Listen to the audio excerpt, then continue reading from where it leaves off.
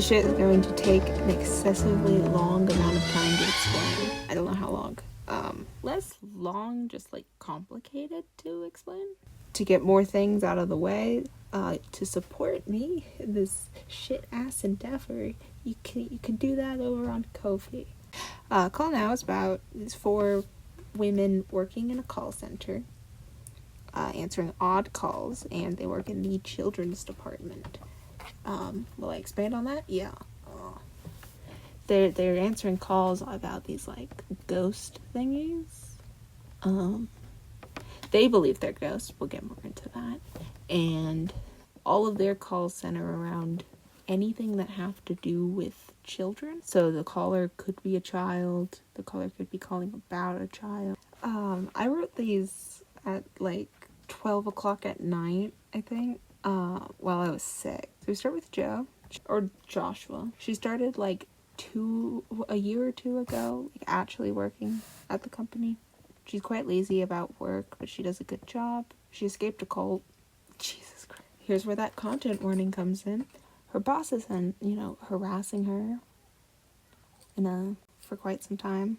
The harassment is definitely leading more to assault. So her outfit is supposed to be more school uniform based, either like the British-esque school uniform, like blazer uniforms, or even like a Japanese blazer uniform. Either way, it works for her. My AC just kicked on, and you're probably gonna only hear that from now on. I hope you're happy. Mainly because she's 17 and the most childish of all of them. Leading to the least childish of all of them, we have Catherine. Love Catherine. Not my top tier one. There's an order of how much I love all of them. It's like a pyramid. That's my dance mom's pyramid of love. Catherine, she's been working the job for like 5 years at this point. She's all quiet unless you get to know her, She moved to this completely made up country. It's the place that basically everything I write takes place in, because I like to make things up. When she was 13, she's a single mother of 2 after her husband died recently, like 3 months before the main story takes place. Like, it's recent. And she wears comfy clothes because she is comfy. Okay, so I have a quick note here of the lore that I have to explain, so buckle down, kids, it's lore time. Lore time. So this is 100% connected to the liminal guys that I have in this video. So if you want to check that out, you should go check that out. This is not explained in that, so it's not necessary reading. You don't have to. But in that, one of the characters was trapped in one of these angel domain thingies. I don't know if I actually dubbed them that, but it's like angel monster creatures in it. They were trapped in one of their domains for a while. And now their body is kind of like failing, but it kind of makes them part of one. They have harnessed that, and now they just make pawns out of it.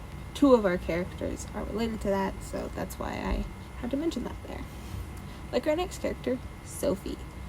She just started working there. Like at the start of everything, she starts working there. Because this is the story I'm writing. We start there. She gets walked all over at work. She's new there, and she just listens to anything they say. Her past isn't much because of the angel rat. Okay, except for the domain that she was trapped in, which was an arcade. Hence the visual in front of you, that is the arcade thing. Anyways, she's been dating this guy that she knew when they were, like, before the experiment stuff. And she likes pastels and practical clothing, because we gotta bring some livelihood to this workplace. Because right now we have 2, like, relatively stoic people. One just has joy and a little bit of whimsy. One of them has none. And then finally we have Don. I don't have a design for him because I haven't worked him out yet.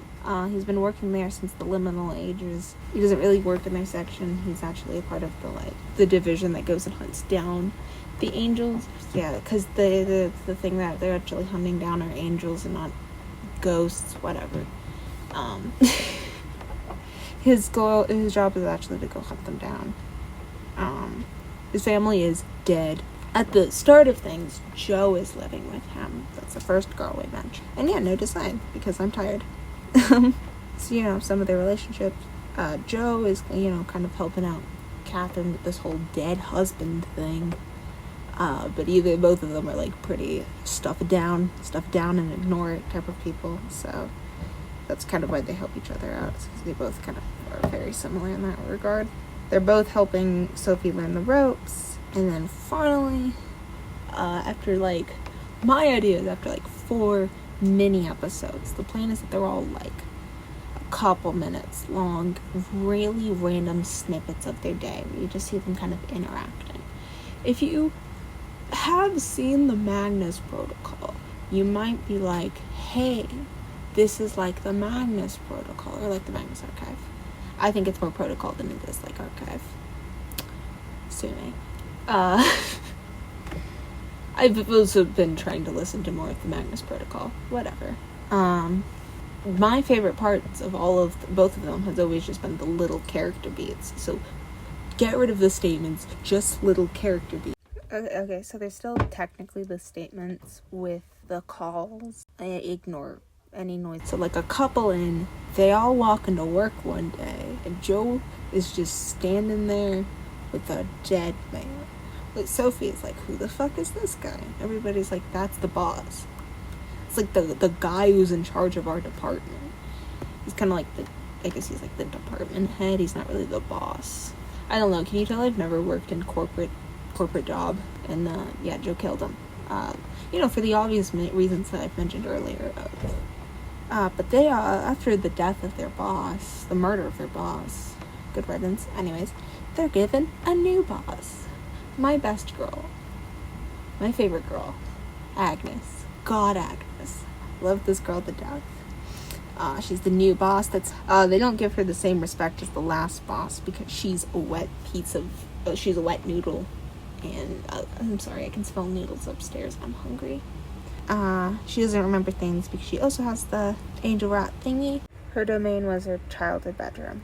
And she also has whatever this is. I don't remember how to pronounce. I'm allowed to pronounce it. Will Wood. Which, if you don't know what this means or don't remember what this means, it is when a person believes that they themselves are dead. She actually basically almost died before she was put into the angel rat thing. They put children into it because they have a better chance of survival. I don't actually know. Just go with it, okay? They were like, oh no, she's dying. She was in like a car accident as a child. Let's put her into this. Let's save her life. But we'll only save her life if you'll let her do some experiments on her. And her mom was like, okay, yeah, sure, we'll do that. And, yeah. So she kind of just like remembered being dead, and it's fucked with her. Oh, so the only notes I have about her design is Strat. So from Project Hail Mary. So over time, they start to like her more as her walls break down, and they see her more as the pathetic little noodle that she is, because we love her so dearly. She's at the top of the pyramid.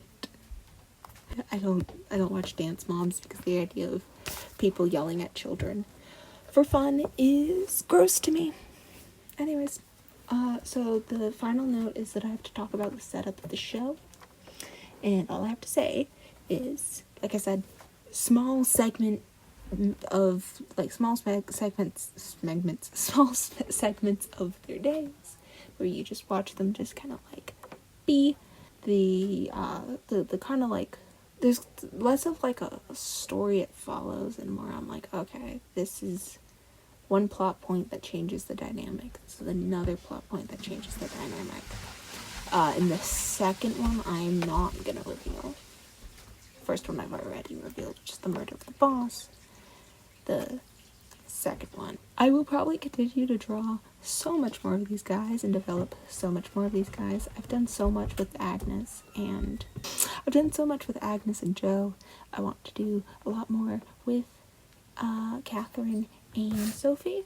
I need to like sit down and like think about. So yeah, maybe I'll post at least a video about how I I'm trying to develop her story, because I think I could do that one. Maybe Catherine as well. Support me on the interwebs by consuming all of the content that I make, like giving me money. Give me money on Ko-fi and whatnot, and I have a Tumblr that's basically the same name, and yeah. Oh, and I have web comics that are dead. But don't worry, they'll come back in like September. And one day Leeches will be out for public consumption, but I don't know when it will be. Goodbye.